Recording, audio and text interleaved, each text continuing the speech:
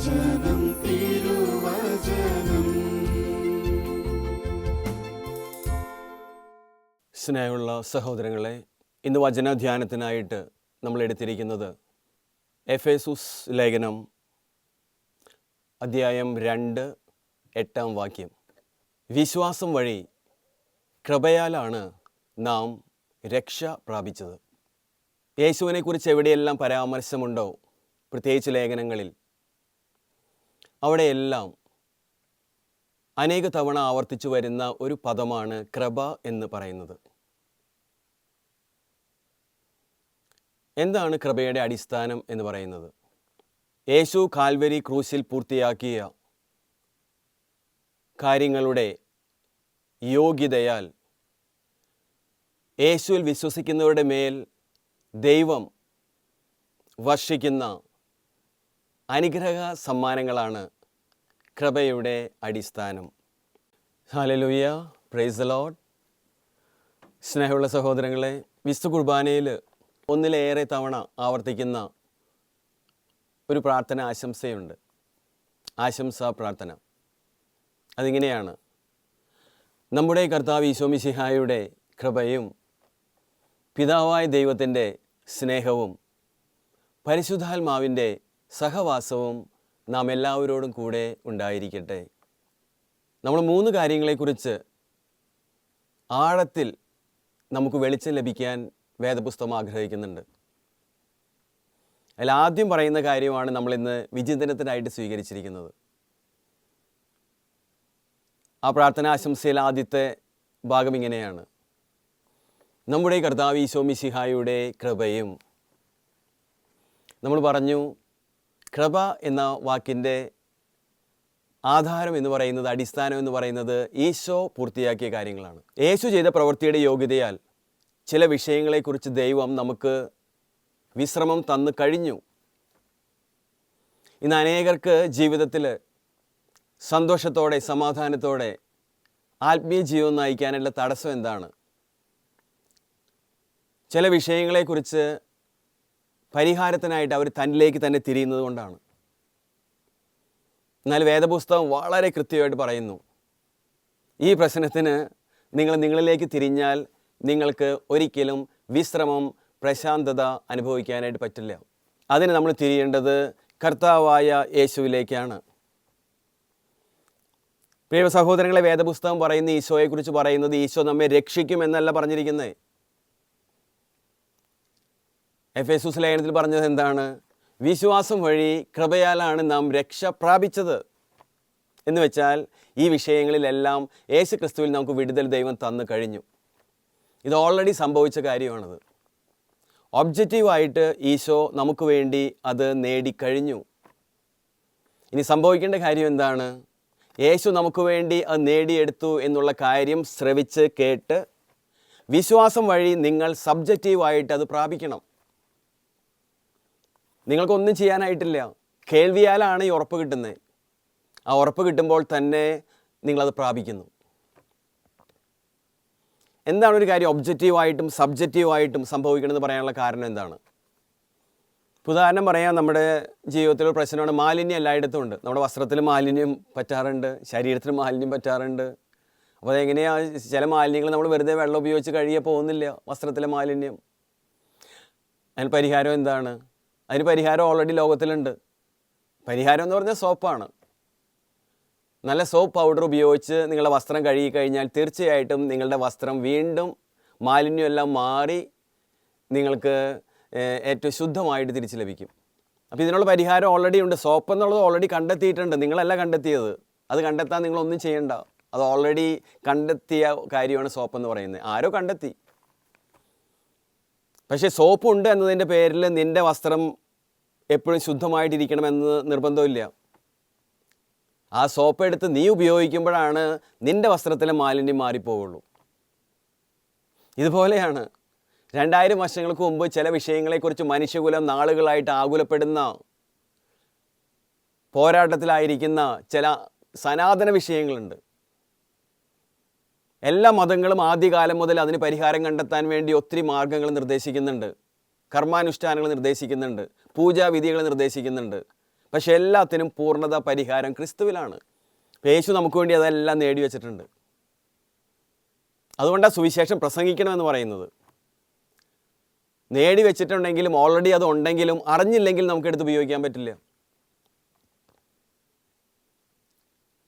പെട്ടെന്ന് പറയുമ്പോൾ എൻ്റെ ഓർമ്മയിലേക്ക് വരുന്ന ഒരിക്കലും എവിടെയോ വായിച്ചൊരു സംഭവമാണ്. ഭിക്ഷയെടുത്ത് ജീവിക്കുന്ന ഒരു മനുഷ്യൻ, അദ്ദേഹം ദരിദ്രനായിട്ട് ജീവിച്ചു മരിച്ചു. പക്ഷെ യഥാർത്ഥത്തിൽ ഈ മനുഷ്യൻ്റെ പേരിൽ ലക്ഷങ്ങൾ ബാങ്കിൽ ഡെപ്പോസിറ്റ് ഉണ്ട്. സംഭവം ഇതാണ്, ഈ മനുഷ്യൻ കുഞ്ഞായിരിക്കുന്ന അവസരത്തിൽ മുറ്റത്ത് കളിച്ചുകൊണ്ടിരിക്കുന്ന സമയത്താണ് ഒരു ഭിക്ഷക്കാരൻ ഭിക്ഷയാചിക്കാൻ അവിടെ വന്നു, എന്നിട്ട് ഈ കുഞ്ഞിനെ തട്ടിക്കൊണ്ടുപോയി. അങ്ങനെയുള്ള സമാന സംഭവങ്ങൾ നമ്മൾ വായിച്ചിട്ടുണ്ട്. എന്നിട്ട് അവനെ അംഗവൈകല്യം വരുത്തിയൊരു ഭിക്ഷക്കാരനാക്കി മാറ്റി. എന്നിട്ട് ഈ കുഞ്ഞ് ജീവിതകാലം മുഴുവൻ അവൻ്റെ വാർദ്ധക്യം വരെ ഒരു ഭിക്ഷക്കാരനെ പോലെ ജീവിതം നയിക്കേണ്ടതായിട്ട് വന്നു. അവസാനം ഭിക്ഷക്കാരനായിട്ട് മരിച്ചു. ഈ കുഞ്ഞ് നഷ്ടപ്പെട്ടപ്പോൾ അവൻ്റെ അപ്പച്ചൻ അവന് വേണ്ടി ഒത്തിരി അന്വേഷണങ്ങൾ നടത്തി, പക്ഷെ കണ്ടെത്താൻ പറ്റിയില്ല. എന്നാലും അവൻ തിരിച്ചു വരുമെന്നുള്ള പ്രതീക്ഷയിൽ അവൻ്റെ പേരിൽ ലക്ഷങ്ങൾ ബാങ്കിൽ ഡെപ്പോസിറ്റ് ചെയ്തിട്ടുണ്ട്. എന്നാൽ ഈ ഭിക്ഷക്കാരനായിട്ട് മാറി ഈ കുഞ്ഞിന് അതുകൊണ്ട് ഉപകാരമൊന്നും ഉണ്ടായില്ല. അവൻ ഭിക്ഷക്കാരനായിട്ട് ജീവിതം അവസാനിപ്പിക്കേണ്ടതായിട്ട് വന്നു. കാരണം അവനത് അറിഞ്ഞില്ല. അറിവ് ഏറ്റവും പ്രധാനപ്പെട്ടതാണ്. സുവിശേഷ രഹസ്യങ്ങളെക്കുറിച്ച് നിങ്ങൾ അറിയണം. ഞാൻ അറിവിനെക്കുറിച്ച് ജ്ഞാനത്തെക്കുറിച്ചല്ല പറയുന്നത്. കൊളോസോസ് ലേഖനത്തിൽ നമ്മളിങ്ങനെ വായിക്കുന്നു, പൗലോസ് പുസ്തകം പറയുന്നുണ്ട്, സമ്പൂർണ്ണ ജ്ഞാനം കൊണ്ട് സൃഷ്ടാവിൻ്റെ പ്രതിച്ഛായയ്ക്ക് അനുസൃതമായി നവീകരിക്കപ്പെടുന്ന പുതിയ മനുഷ്യനെ ധരിക്കുവിൻ. എങ്ങനെ നമുക്ക് പുതുമയോടെ ജീവിക്കാൻ പറ്റുന്നത്? ജീവിതത്തിൽ ഇപ്പോഴൊരു ആത്മാവിൻ്റെ പുതുമ അനുഭവിക്കാൻ പറ്റുന്നില്ല.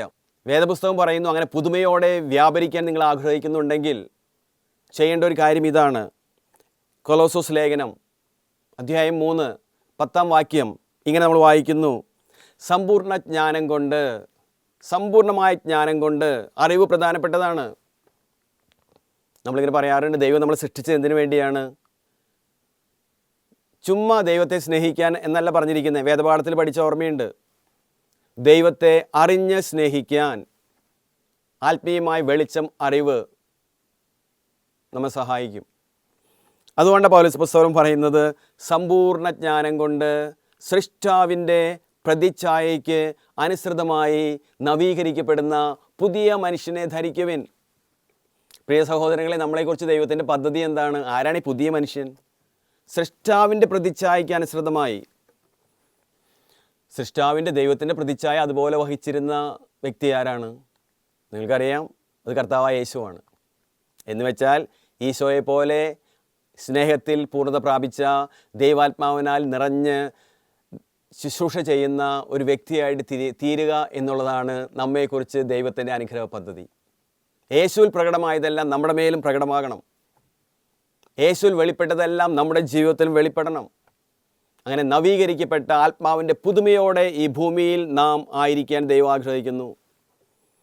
നമ്മെക്കുറിച്ച് അനുഗ്രഹ പദ്ധതികൾ, വാഗ്ദാനങ്ങൾ ദൈവത്തിനുണ്ട്. പക്ഷെ ഇതൊന്നും നമുക്ക് വ്യക്തമായിട്ട് കിട്ടിയിട്ടില്ല. അതുകൊണ്ടാണ് അറിവ് ഏറ്റവും പ്രധാനപ്പെട്ടതാണ്. എവിടെയാണ് ആരംഭിക്കേണ്ടത്? നമ്മൾ ആത്മീയ ജീവിതം ആരംഭിക്കേണ്ടത് യേശു നമുക്ക് വേണ്ടി നേടിത്തന്ന കാര്യങ്ങളുണ്ട്. ആ പ്ലാറ്റ്ഫോമിൽ നിന്നിട്ട് വേണം നമ്മൾ ആരംഭിക്കാൻ. ഈശോ ഓൾറെഡി തന്ന കാര്യങ്ങളുണ്ട്, അത് കൈക്കലാക്കാൻ വേണ്ടി നിങ്ങൾ ശ്രമിക്കരുത്. എൻ്റെ ഒരു സങ്കടം ഇതാണ്, യേശു ക്രിസ്തു നമുക്ക് സൗജന്യമായിട്ട് തന്ന കാര്യങ്ങൾ എന്താണെന്ന് അറിയാത്തത് കൊണ്ട് അനേകരുടെ ആത്മീയ ജീവിതത്തിൽ സമയം ഭൂരിഭാഗവും പാഴാക്കി കളയുന്നത് ഈ കാര്യങ്ങളെ കുറിച്ചുള്ള ഈ പ്രശ്നങ്ങൾ തീർക്കുന്നതിന് വേണ്ടിയിട്ടാണ്. നിങ്ങൾക്ക് അതിനകത്ത് ഒന്നും ചെയ്യാനായിട്ടില്ല, നിങ്ങൾക്കൊന്നും ചെയ്യാനും പറ്റില്ല. ഈ വിഷയങ്ങൾ സ്വന്തമാക്കാൻ നിങ്ങൾ ശ്രമിച്ചു കഴിഞ്ഞാൽ അത് നിങ്ങളെ അവശനാക്കി തീർക്കുന്നതല്ലാതെ പ്രശ്നത്തിന് സമ്പൂർണ്ണമായ പരിഹാരമില്ല. നിങ്ങൾ കുറേ ശ്രമിക്കാമെന്ന് മാത്രം. ശ്രമിച്ചതിൻ്റെ ഒരു ആത്മസംതൃപ്തി കാണുമായിരിക്കാം, പക്ഷെ വീണ്ടും ആ പ്രശ്നം നിങ്ങളെ ആകുലപ്പെടുത്തിക്കൊണ്ടിരിക്കും. എന്താണ് ഈ വിഷയങ്ങൾ? എന്താണ്? നമ്മൾ അതിൽ പ്രധാനപ്പെട്ട 1-2 കാര്യങ്ങൾ മാത്രം ഇന്ന് നിങ്ങളുമായിട്ട് പങ്കുവയ്ക്കുന്നു. കാൽവരി മലയിൽ ക്രൂശിൽ മരിക്കുന്ന സമയത്ത് ഈശോ പറഞ്ഞു, സകലതും പൂർത്തിയായി. ഈ വിഷയത്തിൽ ഇനി നിങ്ങൾ ആകുലപ്പെടേണ്ട കാര്യമില്ല. യേശു ക്രിസ്തു വില കൊടുത്ത് നിങ്ങൾക്ക് വേണ്ടി നേടിത്തന്നു. ഈ കാര്യം കേട്ട്, ഓ സ്വർഗീയ അപ്പച്ച, യേശു ക്രിസ്തുവിനെ ഞാൻ എൻ്റെ നാഥനും രക്ഷകനുമായിട്ട് സ്വീകരിക്കുന്നു.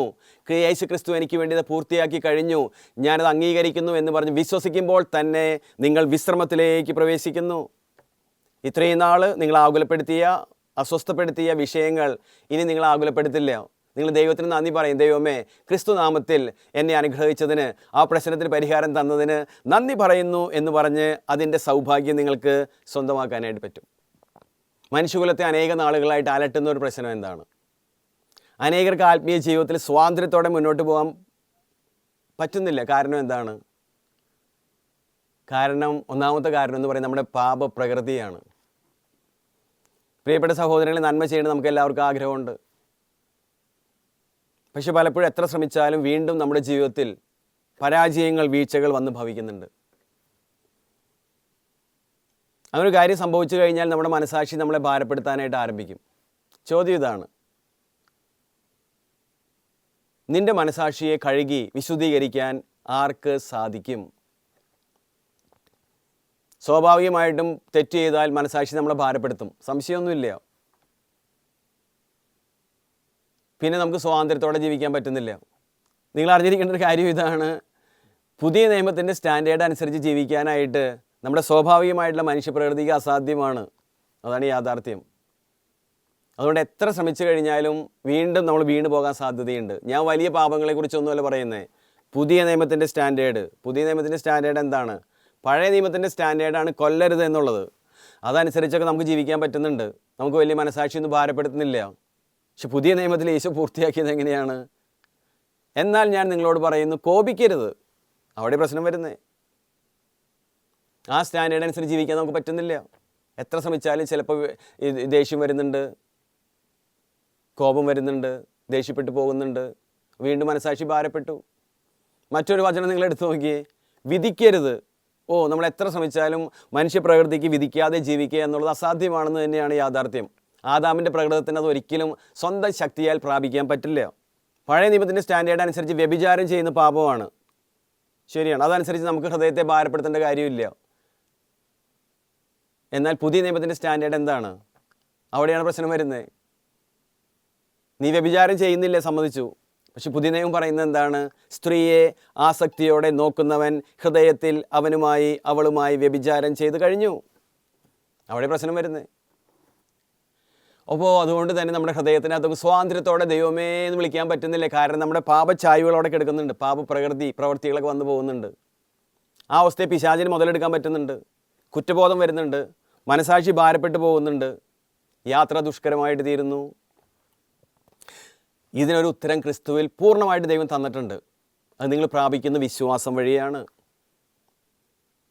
പ്രിയ സഹോദരങ്ങളെ, ദൈവം മനുഷ്യനെ സൃഷ്ടിച്ചിരിക്കുന്ന ഒരു നിയമത്തിന് വിധേയമായിട്ടാണ്. നമ്മൾ എന്തെങ്കിലും പ്രവൃത്തികൾ ചെയ്താൽ, തെറ്റായിട്ടുള്ള പ്രവൃത്തികൾ ചെയ്താൽ തീർച്ചയായിട്ടും നമ്മുടെ മനസാക്ഷി ഭാരപ്പെടും. അതിൻ്റെ ക്ലേശം, ദുരിതം നമ്മളോ മറ്റുള്ളവരോ അനുഭവിക്കേണ്ടതായിട്ട് വരും. റോമാലേഖനം നിങ്ങൾക്ക് സുപരിചിതമാണ്.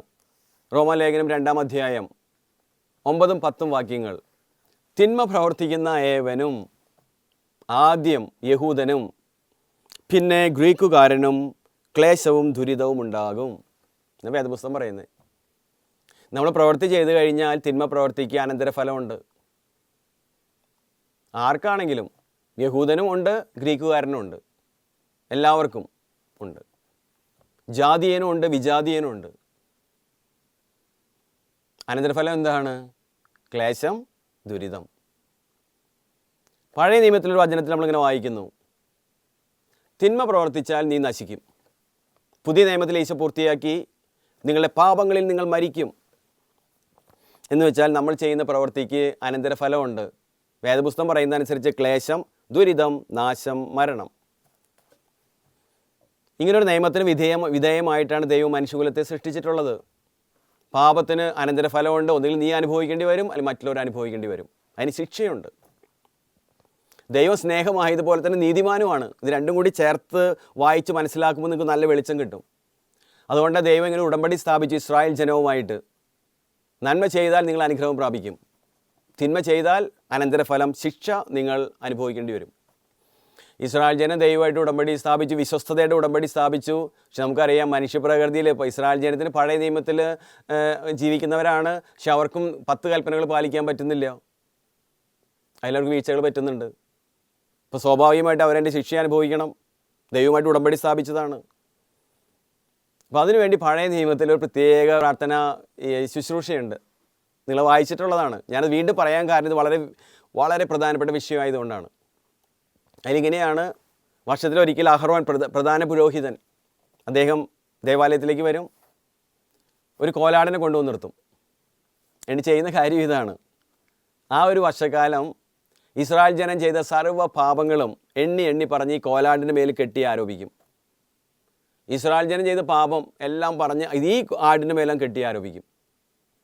പ്രാർത്ഥന ശുശ്രൂഷ കഴിയുമ്പോൾ അവിടെ ഇരിക്കുന്ന ഒരു മനുഷ്യൻ ഈ കോലാടിനെയും കൊണ്ട് മരുഭൂമിയിലേക്ക് പോകും.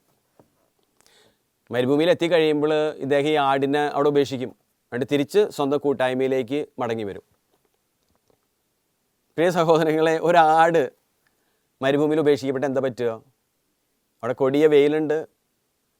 കുറച്ച് കഴിയുമ്പോൾ ഒരു തുള്ളി ദാഹജലത്തിന് വേണ്ടി ദാഹിച്ച് വലഞ്ഞ് നിലവിളിച്ച് കരയാനായിട്ട് ആരംഭിക്കും.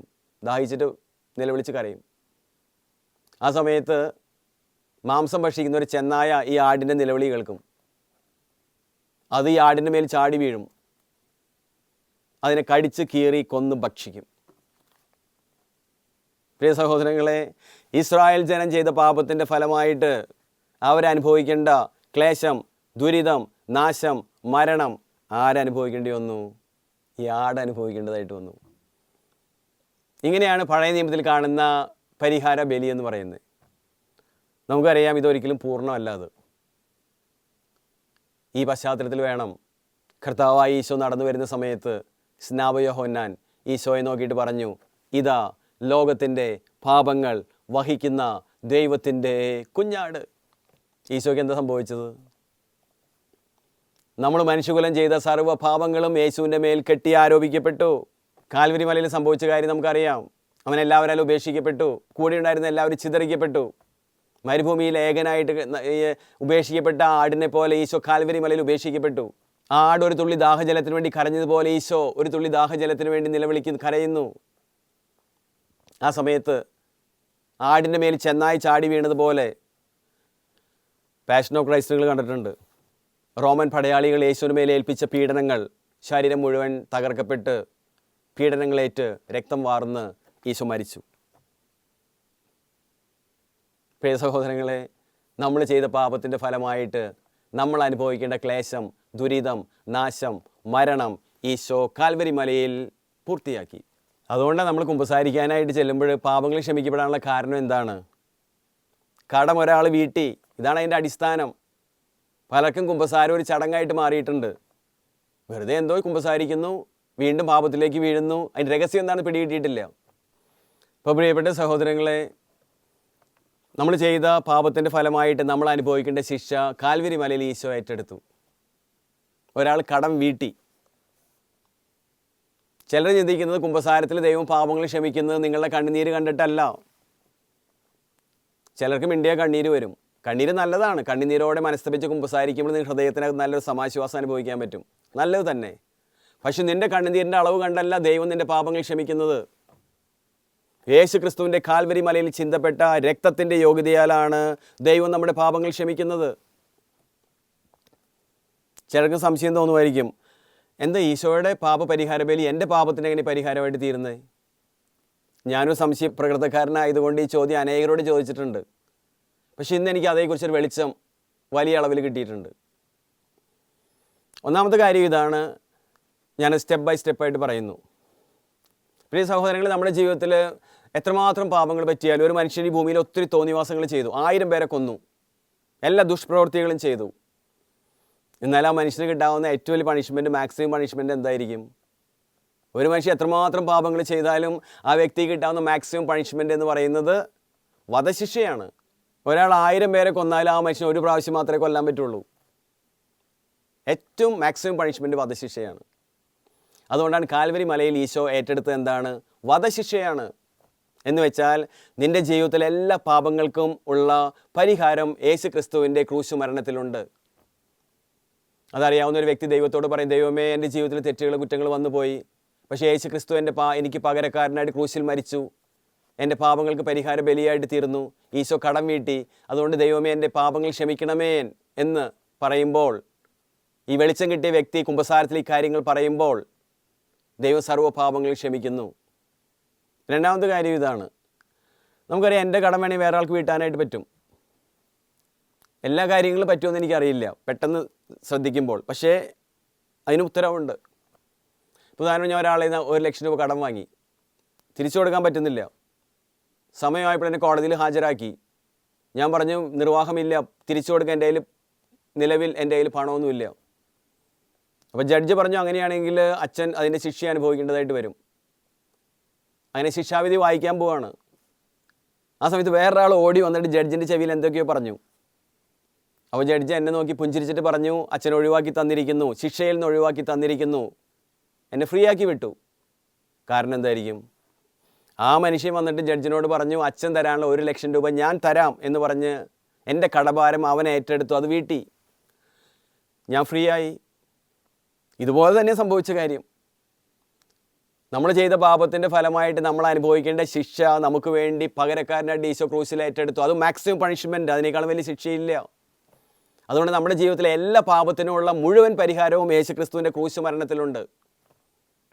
ഇത് കൂട്ടാനോ കുറയ്ക്കാനോ നോക്കേണ്ട കാര്യമില്ല, ഫുള്ളാണത്.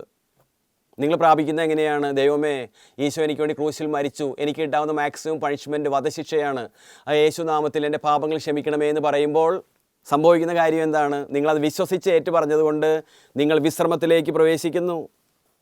ഇത്രയും നാൾ ആ വിഷയമായിട്ട് ബന്ധപ്പെട്ട് നിങ്ങളുടെ മനസ്സിനകത്ത് സംശയങ്ങളുണ്ടായിരുന്നു. ദൈവം എൻ്റെ പാപങ്ങൾ ക്ഷമിച്ചാവോ? ചിലർക്ക് അങ്ങനെയുണ്ട്, ദൈവം ഞാൻ എൻ്റെ പാപങ്ങൾ ക്ഷമിച്ചാവോ, ഞാൻ ശരിക്കും മനസ്തപിച്ചാണോ പാപങ്ങൾ ഏറ്റു പറഞ്ഞത്? ഇങ്ങനെ ആലോചിച്ച എല്ലാവർക്കും എപ്പോഴും സംശയം വരാൻ സാധ്യതയുണ്ട്. ദൈവം പാപങ്ങൾ ക്ഷമിച്ചത് നീ സത്യം അറിഞ്ഞ് തീരുമാനത്തിൽ യേശു ക്രിസ്തു എനിക്ക് വേണ്ടി നേടിത്തന്ന കാര്യത്തിൽ പങ്ക് നൽകണമേ എന്ന് പറഞ്ഞപ്പോഴാണ്.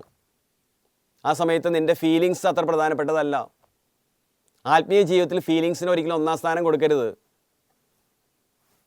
വചനത്തിൻ്റെ ഉള്ള വാസ്തവികതയിലാണ് നമ്മൾ പ്രാധാന്യം കൊടുക്കേണ്ടത്. അടിസ്ഥാനം വചനമായിരിക്കണം. വേദപുസ്തകം പറയുന്നു, അവിടുത്തെ പുത്രനായ ക്രിസ്തുവിൻ്റെ രക്തം സർവ്വപാപങ്ങളും പോക്കി നമ്മെ ശുദ്ധീകരിച്ചിരിക്കുന്നു. പ്രിയ സഹോദരങ്ങളെ, ഞാൻ ഈ അവസാന ഭാഗത്തേക്ക് കടന്നു വരികയാണ്. അപ്പോൾ നമ്മുടെ പാപക്ഷമയുടെ അടിസ്ഥാനം യേശു ക്രിസ്തു ക്രൂശിൽ നമുക്ക് വേണ്ടി പകരക്കാരനായിട്ട് കടം വീട്ടി. ഇതറിയാവുന്ന ഒരു വ്യക്തി യേശുവിലേക്ക് നോക്കുമ്പോൾ പൂർണ്ണമായിട്ടും വിടുതൽ കിട്ടും. പിന്നെ പിശാചിനോടെ കളിക്കാൻ പറ്റില്ല. നിങ്ങളിലേക്കല്ല തിരിയേണ്ടത്. ചിലർ ചിന്തിക്കുന്നുണ്ട് നമ്മൾ ചെയ്തു പോയ പാപങ്ങൾക്കുള്ള പരിഹാരം പൂർണ്ണമായിട്ട് ഈശോ തന്നെയാണ് ചെയ്തിരിക്കുന്നത്. നമ്മൾ അത് തീർക്കാനായിട്ട് നോക്കിക്കഴിഞ്ഞാൽ വീണ്ടും വീണ്ടും സംശയങ്ങൾ വരും. പരിഹാരം പ്രായശ്ചിത്തം അതെന്താണ്? ഞാനത് വിശ്വസിക്കുന്നത് കുമ്പസാരം കഴിഞ്ഞു നമ്മൾ ദൈവം പാപം ക്ഷമിക്കുന്ന യേശുവിൻ്റെ നാമത്തിലാണ്. യേശുവിൻ്റെ നാഥൻ രക്ഷകനുമായിട്ട് സ്വീകരിച്ചാണ് ദൈവം നിനക്ക് പാപക്ഷമ തരുന്നത്. ആ വ്യക്തി പിന്നെ പറയുന്നു, ഇനി ഞാൻ ക്രിസ്തു മാർഗത്തിലൂടെ നടക്കും. അതിൻ്റെ രണ്ടാം ഭാഗം തുല്യ പ്രാധാന്യമുണ്ട്. ചിലർക്ക് അതേക്കുറിച്ച് വെളിച്ചം കിട്ടിയിട്ടില്ല. ഒരു ചടങ്ങ് പോലെ കുമ്പസാരിച്ചു, പാപങ്ങൾ ക്ഷമിച്ചു, വീണ്ടും പാപത്തിൽ വീണു, എന്നിട്ട് വീണ്ടും ആത്മീയ ജീവിതത്തിൽ തളർന്ന ജീവിതമാണ് നയിക്കുന്നത്. എന്നോ ദൈവം പാപങ്ങൾ ക്ഷമിക്കുന്ന കണ്ടീഷൻ, ഒറ്റ കണ്ടീഷനുള്ള യേശുവിൻ്റെ നാമത്തിൽ. അവൻ പറയുന്നതിന് ഞാൻ യേശുവിനെ എൻ്റെ നാഥൻ രക്ഷകനുമായിട്ട് സ്വീകരിക്കുന്നു. എൻ്റെ നാഥൻ രക്ഷകൻ കർത്താവിന് ഈ യേശുവാണ്. ഇനി തോന്നിയ പോലെ ജീവിക്കാൻ പറ്റില്ല. ഇനി എന്നെ നയിക്കുന്ന യേശുവിൻ്റെ ആത്മാവാണ്, പരിശുദ്ധാത്മാവാണ്. അങ്ങനെ മുന്നോട്ട് പോകുന്ന സമയത്ത് നമുക്കറിയാം മനുഷ്യപ്രകൃതി ഉള്ളതുകൊണ്ട് വീണ്ടും നമുക്ക് മനുഷ്യപ്രകൃതിയുള്ള വീഴ്ചകൾ വരാൻ സാധ്യതയുണ്ട്. അപ്പോൾ ക്രിസ്തു മാർഗത്തിൽ നിൽക്കാനായിട്ട് നമ്മളെ സഹായിക്കുന്നതാണ് പരിഹാരം, പ്രായശ്ചിത്തം എല്ലാം നമ്മളെ സഹായിക്കും. പുറമേയുള്ള മനുഷ്യനെ അവശേഷിക്കുന്നുണ്ട്. കുമ്പസാരത്തിൽ ചെയ്തു പോയ പാപങ്ങൾ മാത്രമേ ക്ഷമിക്കപ്പെട്ടിട്ടുള്ളൂ. പാപപ്രകൃതി അവശേഷിക്കുന്നുണ്ട്. പാപപ്രകൃതിയുള്ള മനുഷ്യൻ വീണ്ടും ക്രിസ്തു മാർഗത്തിൽ നടക്കാൻ അവനെ സഹായിക്കുന്നതാണ് പരിഹാരവും പ്രായശ്ചിത്തവും. അവിടെയാണ് അതിനർത്ഥം വരുന്നത്. അല്ല നമ്മൾ ചെയ്ത പാപത്തിൻ്റെ പരിഹാരം പ്രായശ്ചിത്തമായിട്ട് നമ്മൾ തിരിഞ്ഞു കഴിഞ്ഞാൽ വീണ്ടും വീണ്ടും സംശയം വരും. അതാ കുഴപ്പം. എന്തിനാ തിരിയുന്നത്? എന്തിനാണ്? മുഴുവൻ കടം ഒരാൾ വീട്ടിയല്ലോ യേശു.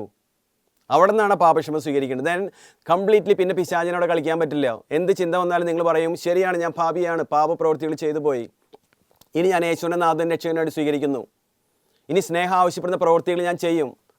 എൻ്റെ കഴിഞ്ഞകാല പാപത്തിൻ്റെ ഫലമായിട്ട് പലർക്കും ഞാൻ നഷ്ടങ്ങൾ വരുത്തിയിട്ടുണ്ടെങ്കിൽ ഇനി യേശുവിൻ്റെ നാഥൻ രക്ഷകനുമായിട്ട് സ്വീകരിച്ച നീ പറയുന്നു തിരുത്താവുന്ന കാര്യങ്ങൾ ഞാൻ തിരുത്തിയിരിക്കും. പക്ഷേ എല്ലാ കാര്യങ്ങളും തിരുത്താൻ പറ്റില്ല.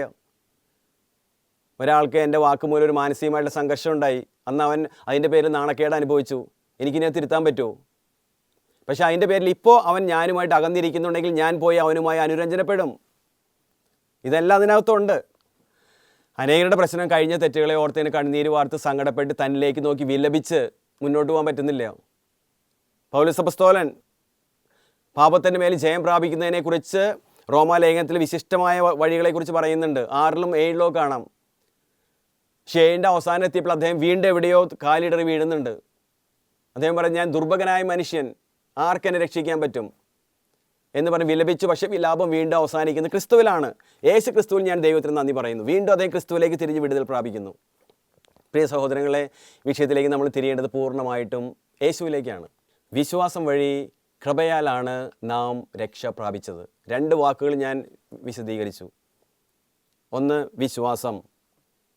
വിശ്വാസം എന്ന് വെച്ചാൽ ഒരു കാര്യം കേൾക്കുമ്പോൾ ഉള്ളിൽ കിട്ടുന്ന ഉറപ്പാണ്. യേശു എനിക്ക് വേണ്ടി പൂർത്തിയാക്കിയ കാര്യങ്ങൾ ഒരു ഭാഗം മാത്രം ഞാൻ നിങ്ങളുമായിട്ട് പങ്കുവച്ചു.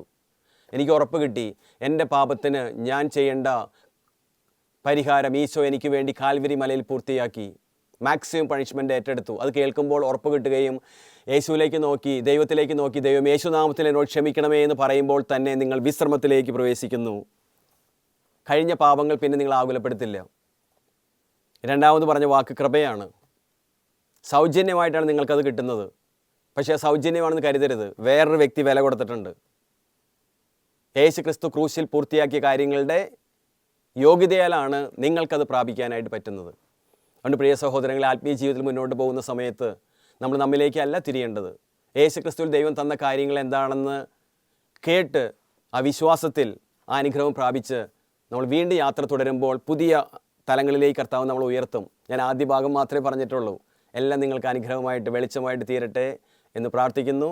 പിതാവിൻ്റെയും പുത്രൻ്റെയും പരിശുദ്ധാത്മാവിൻ്റെയും നാമത്തിൽ ആമേൻ. ഈശോ മിശിഹായ്ക്കും സ്തുതിയായിരിക്കട്ടെ. Praise the Lord.